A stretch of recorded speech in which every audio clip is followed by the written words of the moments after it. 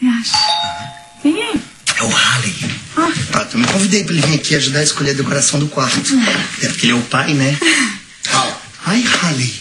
De terno, está lindo. Que é isso? Para. Por que toda hora você tem que me abraçar? Deixa eu te ensinar, ó. Quando você me encontrar, você aperta a minha mão, certo? Oi, Céu. Oi. Como é que tá indo aí? Eu tô bem, né? Tirando os enjoos, a tontura, as cólicas. Eu tô ótima.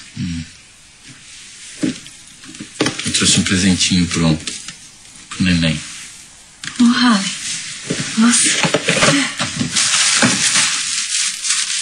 Oh, meu Deus do céu, Halley. Roupinha do Corinthians. Nosso filho vai ser corintiano desde pequenininho. Vou levar ele no estádio desde pequeno. Corinthians! Ô, gente, espera. Deixa esse bebê primeiro nascer, deixa ele crescer e deixa ele decidir que time que ele vai querer.